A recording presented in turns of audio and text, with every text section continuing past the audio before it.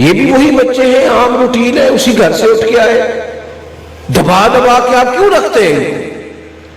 کمزور نہ پڑے، رزق دینے والا اللہ ہے۔ میں ایک دن اپنے مدرسے سے باہر آ رہا تھا تو ایک صاحب چابیاں لہراتے لہراتے آئے اور آ کے مجھے کہنے لگے وہ ہم ایک میرج ہال چلاتے ہیں تو کھانا کچھ زیادہ بن گیا تھا، بارات تھوڑی آئی تھی تو کچھ تو ہم نے مزدوروں کو کھلایا ہے، کچھ بانٹا ہے، پھر بھی بچ گیا، تو آپ مدرسے میں منگا لیں۔ میں کیا ابھی تو بعد میرے مدرسے کی دوالے نظر نہ آئی؟ ہاں ہاں، ورنہ ایک سٹ تے پکھڑا کوار گنڈل اسی اور بھی بوٹیاں جان لیا۔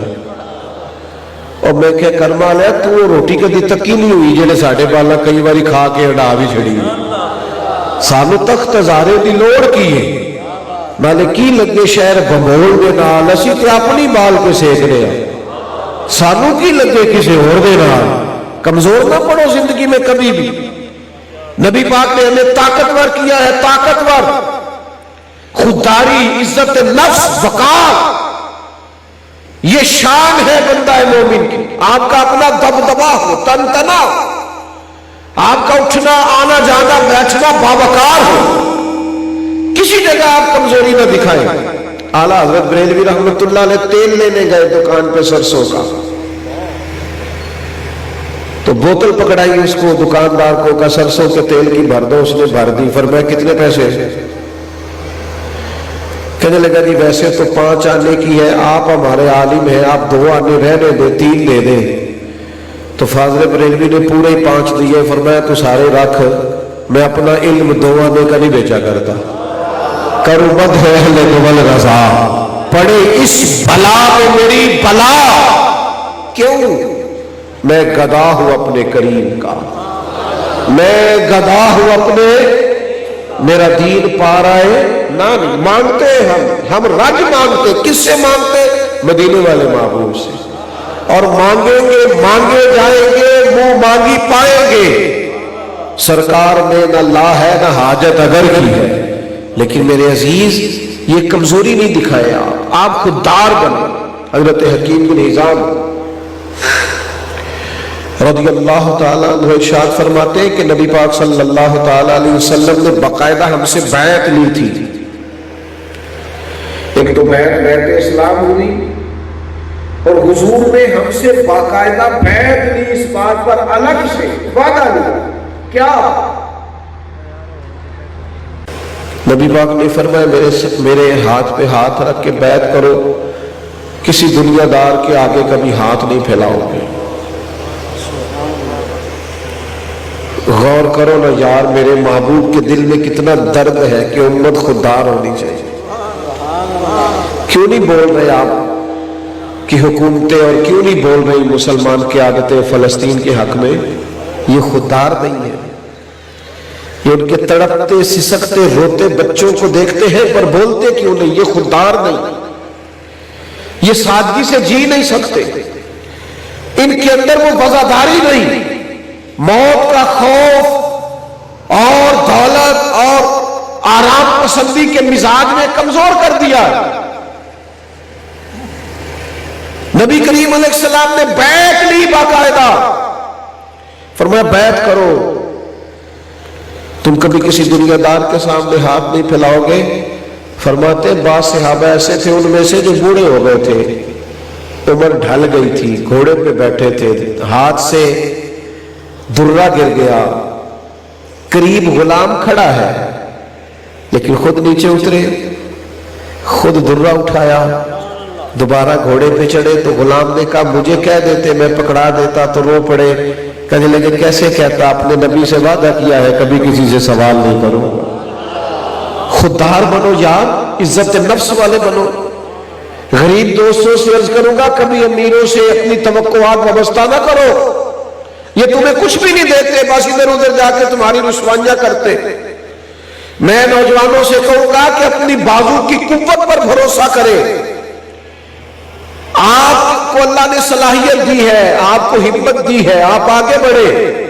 جو لوگ ہمت کرتے ہیں رب ان کی مدد فرماتا ہے، جو سفر کرتے ہیں اللہ تعالیٰ ان کے سفر کو آسان کرتا ہے۔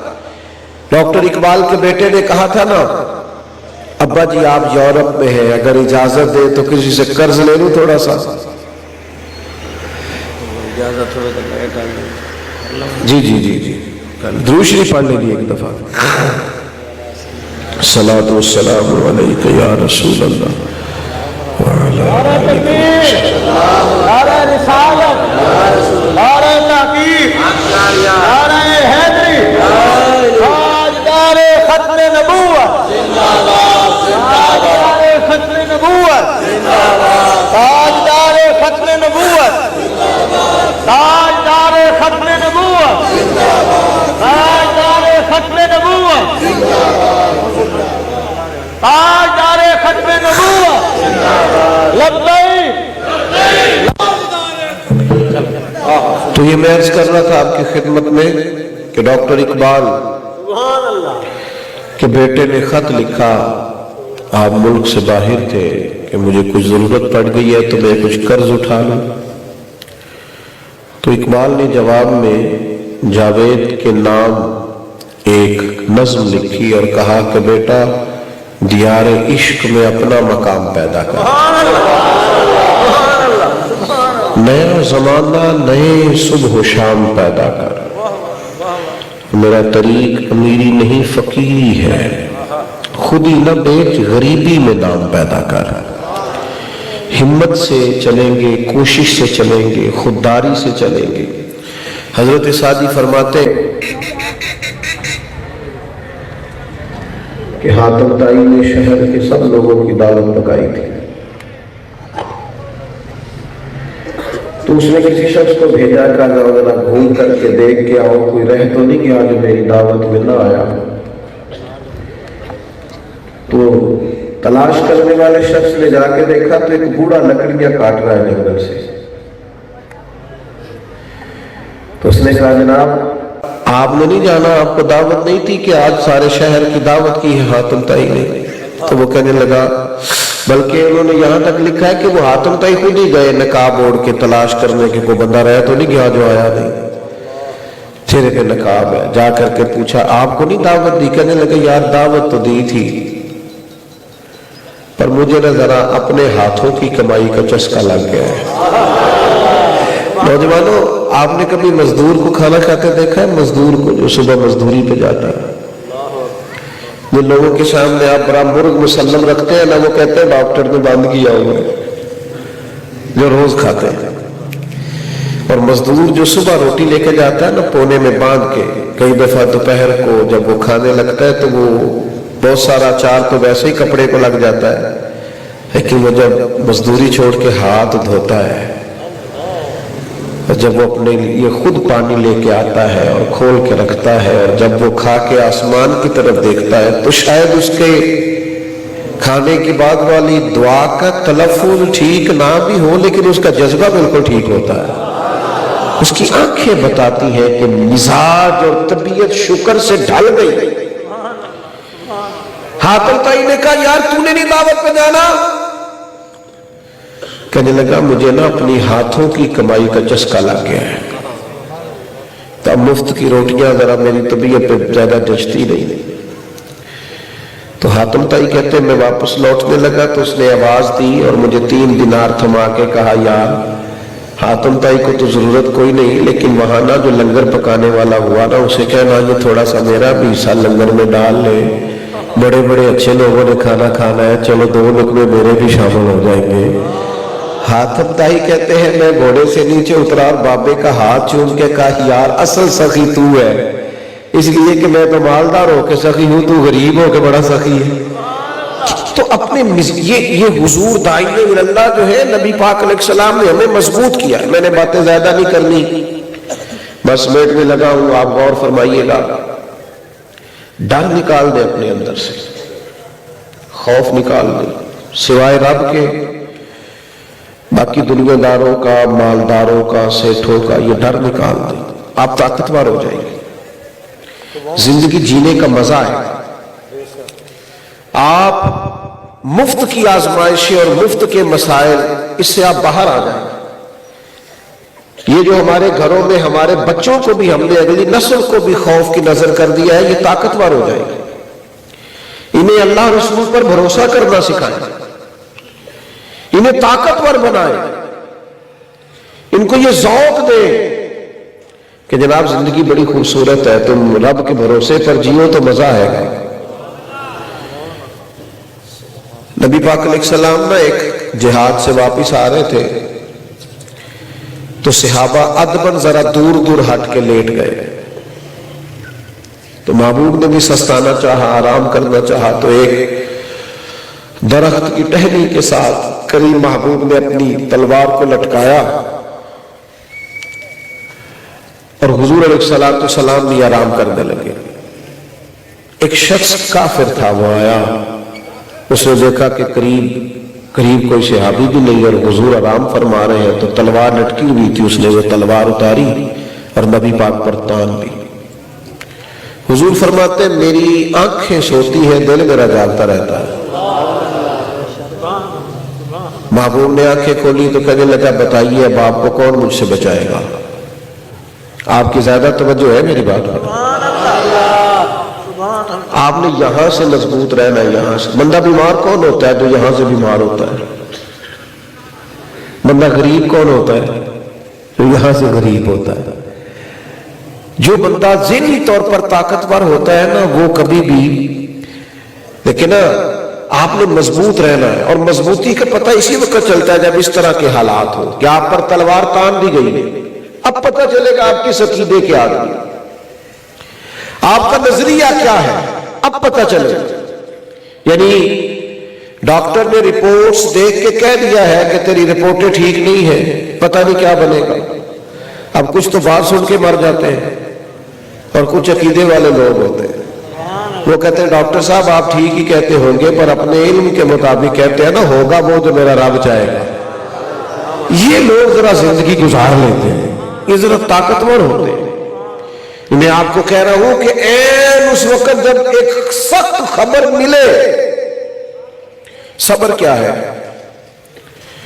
علماء نے صبر کی تعریف لکھی ہے حدیث پاک کی روشنی میں، آپ پوچھئے گا صبر یہ ہے کہ عین جب مصیبت پہنچے اس وقت جو صبر کرے وہ صبر ہے۔ 2 مہینے کے بعد کہ مجھے صبر آ گیا، تو صبر بھی آیا، زخم بھی ٹھیک ہو گیا۔ صبر تو اس وقت کرنا تھا جب عین زخم لگا تھا، تلوار تان لی اور کہا کون بچائے گا؟ یعنی میں اور آپ ہو نا، اگر اپنے اور آپ کے لیے مثال دیتا ہوں تو رات کو چھت پہ نا اگر بلی ہو، وہ چاہے بلی ہو لیکن کوئی چیز بج رہی ہو نا، تو کئی بار وہ تکیے کے نیچے سے موبائل بھی نہیں نکلتا بندے سے۔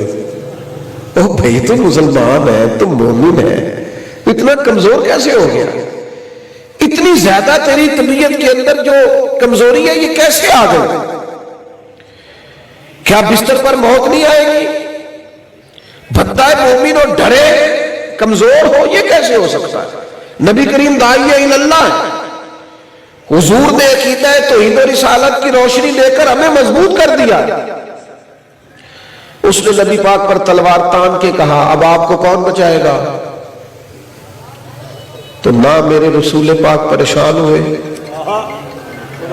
نہ حضور کے چہرے پر کوئی آثار پریشانی آئے، وہی لیٹے لیٹے اطمینان۔ یہ ہے جو حضور نے ہمیں سکھایا ہے۔ وہاں لیٹے لیٹے بڑے تحمل سے، بردباری سے، وزاداری سے، ہنستے مسکراتے ہوئے حضور فرمانے لگے مجھے کون بچائے گا؟ مجھے میرا اللہ بچائے گا۔ یہ طاقت ہے جو حضور نے ہمیں دی ہے، مجھے میرا، اس میں بڑی طاقت ہے۔ لیکن یہ لفظ جیت کے کہا کرو، ہار کے نہ کہا کرو۔ ہم ہار کے کہتے ہیں میں نے اللہ کے حوالے کیا، جیت کے کہو جو کیا رب کے کرم سے ہو۔ نبی پاک علیہ السلام نے فرمایا مجھے اللہ بچائے گا۔ سرکار کی زبان نور سے جملے نکلے تو اتنے طاقتور تھے کہ اس کافر نے کانپنا شروع کیا، اس کے ہاتھوں سے تلوار گر گئی۔ حضور بڑے اطمینان سے اٹھے، کپڑوں مقدس لباس کو سمیٹا، تلوار کو اٹھائی اور کریم فرمانے لگے لے بھائی مجھے تو اللہ نے بچا لیا ہے، اب تو بتا تجھے کون بچائے گا؟ تو بتانا کون تجھے بچائے گا؟ تو فوراً بولا، کہنے لگا میں نے سنا ہے آپ بڑے معاف کرنے والے ہیں، تو حضور کا یہ طریقہ نہیں تھا کہ معاف کرنے سے پہلے یہ فرمائے کہ تو پہلے تو بڑی ڈینگیں مارتا تھا، اب آیا ہے نا تو صحیح، ایسا کچھ نہیں فرماتے تھے۔ میں نے سنا ہے آپ بڑے معاف کرنے والے ہیں، تو حضور فرمانے لگے تو نے سنا ہے؟ یا رسول اللہ سنا ہے۔ تو فرمایا جا پھر میں نے معاف کیا، جا معاف کر دیا جا۔ کمزور ہو گئے ہم لوگ، میں دیکھتا ہوں کچی پکی باتیں کرتے ہیں نوجوان، کچی پکی باتیں کرتے ہیں، دعا کریں جی ہو جائے گا جی، شروع کر رہے ہیں۔ یہ بندہ مومن کی شان نہیں ہے۔ نبی پاک صلی اللہ تعالی علیہ وسلم نے ہمیں مضبوط کیا ہے۔ آخری بات سنیں اور اس کو آپ نے یاد بھی رکھنا ہے۔ بدر کے دن نا نبی پاک علیہ السلام نے بڑی مضبوط صف بندی کرائی تھی، صحابہ کو بڑے خاص طریقے حضور نے بتائے تھے جنگ کے، سارے اسباب جو چاہیے ہیں وہ سارے اکٹھے کیے تھے۔ دین کہتا ہے کہ جو محنت کرو وہ جم کے کرو، لیکن نتیجہ اللہ پہ چھوڑ دو، نتیجہ اللہ پہ۔ محبوب نے سارا کچھ کرا کے نا، یہ آپ نے میری بات کو ضرور سمجھنا ہے، اور اگر آپ اس کو تھوڑی دیر کے لیے بھی اس پر غور کریں گے تو میرے گناہوں کی معافی کا سبب بنے گا۔ بھائی ساری صف بندی کرا کے، مکمل انتظامات جنگ کے کر کے، تو پھر حضور نے ہمیں ایک اور سبق بھی دیا۔ ساری تیاری کرا کے خود میرے نبی نے مصلی بچھا لیا۔ بدر کی ساری رات حضور نے نماز پڑھی ہے۔ ہم نہ محنت کرتے ہیں لیکن رات کو مصلی نہیں بچھاتے، ہم کوشش کرتے ہیں، جدوجہد کرتے ہیں، ڈیوٹی پہ جاتے ہیں، لیکن سردیوں کی لمبی راتیں بھی ہو تو اٹھ کے تہجد نہیں پڑھتے۔ ہمارا جو مصلی سے رشتہ کمزور ہوا ہے، یہ ہمارے جل سے، یہ محفل جتنی مرضی لمبی کرانے ہو جاتی ہے، لیکن اسی بندے سے جو بڑے گھنٹوں تقریریں سنتا ہے کرتا ہے، اسے کہا جائے نا یار ایک سپارہ قرآن پاک بھی پڑھا کر، ایک تسبیح درود پاک بھی پڑھا کر، تو اسے کام یاد آ جاتے ہیں۔ یہ بھی خیر کا کام ہے جو آپ کر رہے ہیں، لیکن اس کے نتیجے میں عمل کرنا ہے، ریزلٹ کے طور پر عمل کرنا، مصلی کمزور نہ ہونے دینا۔ دعا مومن کا ہتھیار ہے۔ بندہ مومن جب اللہ کی بارگاہ میں ہاتھ اٹھاتا ہے تو حضور فرماتے ہیں، رب فرماتے ہیں مجھے شرم آتی ہے خالی کیسے واپس کر دوں۔ دعا قبول ہونے کے مختلف انداز ہیں، یا وہی چیز ملے گی یا قیامت میں وہ دعا ذخیرہ کر دی جائے گی، لیکن رب دعا کو رد نہیں فرماتا۔ خدا را کچھ ٹائم مصلی میں بیٹھا کرو،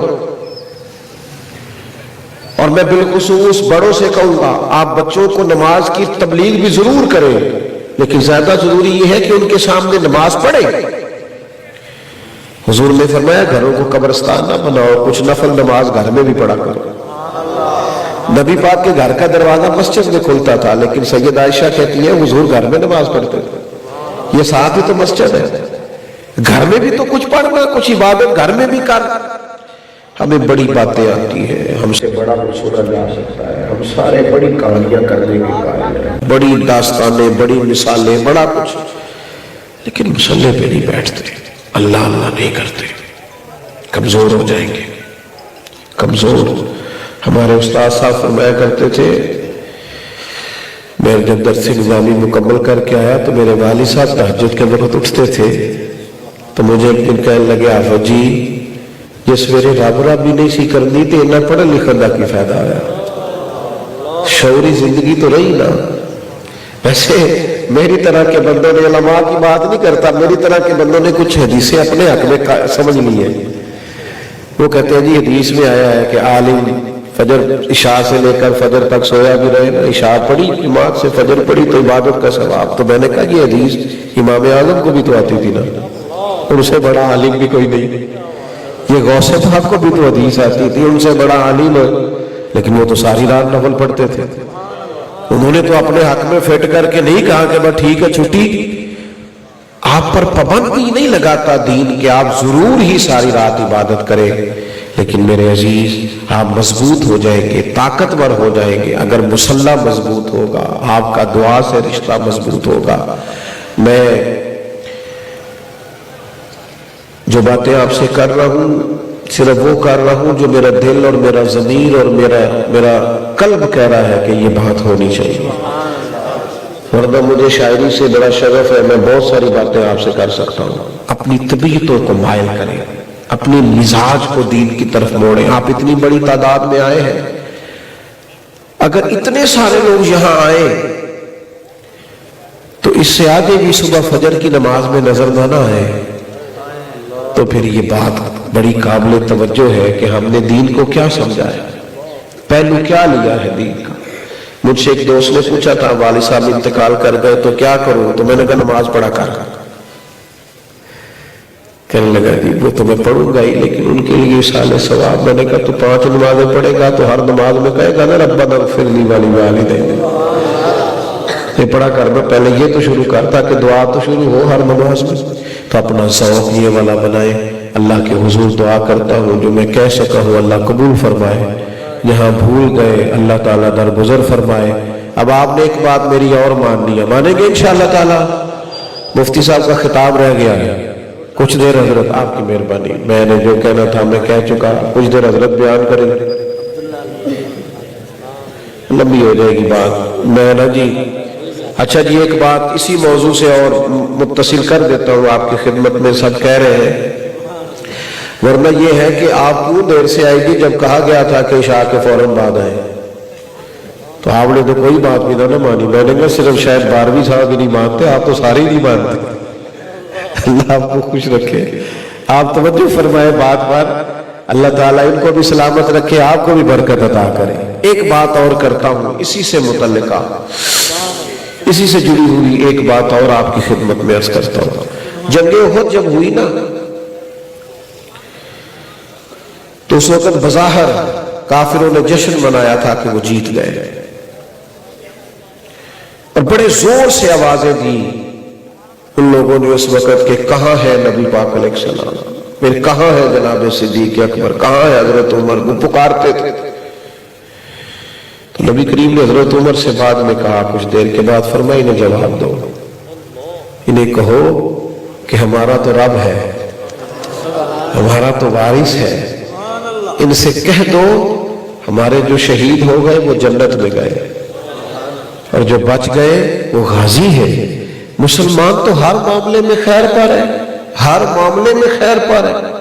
یہ کرونا آیا نا کووڈ-19 تو لوگوں کو بڑا ڈرایا گیا تھا، لوگ زیادہ کچھ تو زیادہ ڈر گئے۔ امیر آدمی مجھ سے ناراض نہ ہو جائے، ویسے امیر زیادہ ڈرتے ہیں، کوٹھی بڑی مہنگی بنائی ہوتی ہے نا، چھوڑ کے مرنے کا دل نہیں کرتا، اتنے بینکوں میں اکاؤنٹ ہوتا ہے، مر جائے اتنی مشکل سے سیٹ کیا سارا کچھ، تو زیادہ خوفزدہ لوگ ہو گئے۔ تو میں ایک سرکاری ادارے میں مجھے بلایا گیا کہ یہ لوگ کچھ خدمت کرتے ہیں ہیلتھ کے شعبے میں، صحت کے، تو ڈرتے ہیں مریضوں سے، تو کچھ ان کو بتائیں۔ تو میں نے ایک صاحب سے کہا کیوں ڈرتے ہیں؟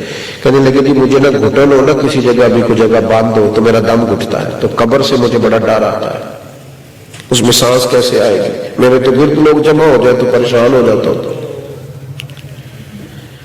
میں نے کہا ڈاکٹر ہے، یہ بتائیں ماں کے پیٹ میں سانس کیسے لیتے تھے؟ آپ نے سبحان اللہ کیا، انہوں نے کوئی نہیں کہی تھی،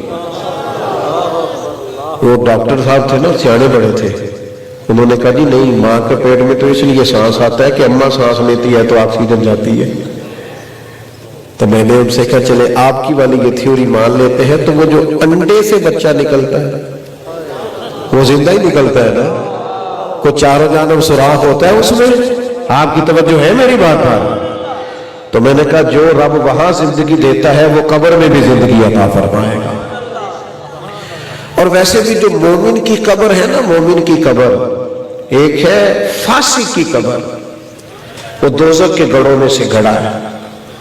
جو مومن کی قبر ہے نا، تھوڑی دیر کے لیے رکنا ذرا، یہ جو مومن کی قبر ہے نا، قبر المومن، یہ باغ ہے،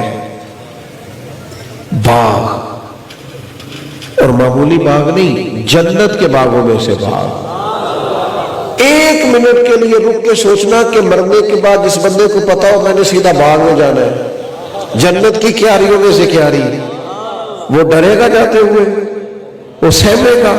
حضور داعی اللہ ہے، نبی پاک نے ہمیں مضبوط کیا، वो कब्र जन्नत के बागों में से बाग है, और बाग इतना सोना है जिसमें आंख खुलेगी तो पहली जियारत ही मदीने वाले रसूल की नसीब होगी। आज फूले न समाएंगे कफन में आसी, क्योंकि कब्र की रात है, उनसे मुलाकात की रात। मेरे अजीज खौफ नहीं, मोमिन तो कब्र, वो क्यों कब्र का खौफ खाएगा? इसलिए कि वहां तो जन्नत का भाव है और फिर आखिरत की नेमतें। हुजूर अलैहि सलाम ने फरमाया, जिन लोगों को दुनिया में तकलीफें आई होंगी ना, उन्हें जब अल्लाह ताला क़यामत में अजर अता करेगा तो वो सोचेंगे कि तकलीफें थोड़ी है, कभी ज्यादा आती ना, काश हमारे जिस्म कैंचियों से काट लिए जाते, ये कभी ज्यादा आती तो अच्छा था। क्यों? कि अल्लाह ताला अपने बंदों को अजर देगा। फरमाया तुम्हें जो कांटा भी चुभता है उस पर भी अल्लाह क़यामत में अजर अता करेगा। कमजोर ना हुआ करे, बड़ी जल्दी परेशान ना हो जाया करे। मुझसे एक दोस्त ने थोड़े दिन पहले एक अजीब बात पूछी। वो कहने लगे, जनाब डिप्रेशन बड़ा रहता है, टेंशन बड़ी रहती है, समझ कोई नहीं आती जाना किधर है। मैंने कहा यार मोमिन को भी समझ नहीं आ रही तो फिर आएगी किसे? जिसे नबी पाक ने एक एक चीज खोल के बताई है। कहने लगे जी कोई मकसद तो हो जीने का। मैंने कहा कोई हदीस आपको आती है? बहुत सारी तो आती होंगी। कहने लगे आती तो है। मैंने कहा चले मैं ही बता देता हूं। एक आम फहम जुमलों की रवायत जो सब उर्दू की किताबों में मिलती है, तुम में से बेहतर वो है जो लोगों के हक में बेहतर है। सुभान अल्लाह। मैंने को इस हदीस में सारी उम्र गुजारी जा सकती है।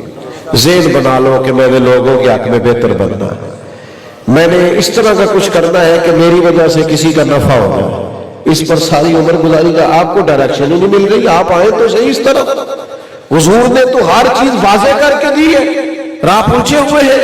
लिहाजा मेरे अजीज जिंदगी में कमजोर नहीं होना, ताकतवर रहना है। नौजवानों को कोई समझ आई है मेरी बात की? अब आपने मेरी एक बात जरूर माननी है कि फजर जमात से पढ़नी है उठ के, और ऐसे ताजा दम होके कोई 20 मिनट पहले उठना है, सोनी सी मिसवाक, वुजू और खूबसूरत लिबास, और जरा सजदा हो तो मजेदार किस्म का, जरा पेशानी थोड़ी लज्जत ले, मुझे सोच दे, मुझे साज दे, मुझे नींद शब का न्याज दे, दम सजदा खुद को मैं तोड़ दूं, मुझे ऐसा ज़ौक़े नमाज दे। जरा थोड़ी तबीयत जमे, थोड़ा दिल लगे। फिर वो जो पुराने बूढ़े जिस तरह कुरान हाफिज़ों कुर्रा से माजरत के साथ, इनसे नहीं, इनके पास तो हर वक्त कुरान पाक होता है, ये ज्यादा नहीं चूमते। वो जो पुराने बूढ़े जिस तरह कुरान पाक पढ़ते थे ना, कई दफा चूमना, कई दफा सीने से लगाना, फिर उसको खोलना, तिलावत जरा उस तरह कर दी, ज़ौक़ से, मजे से, और समझ के पढ़े तो फिर तो सोने पे सुहागा। फिर तो क्या ही बात, अपना दिल लगाए, आपको लुत्फ आएगा, आपको ज़ौक़ आएगा, आपको करार नसीब होगा। अल्लाह ताला मेरी और आपकी हाजिरी को कबूलियत का दर्जा अता करे। कहीं बात करते गलती हो गई, भूल गया हो तो अल्लाह माफ़ फरमाए। वमा अलैना इल्लल बलाग।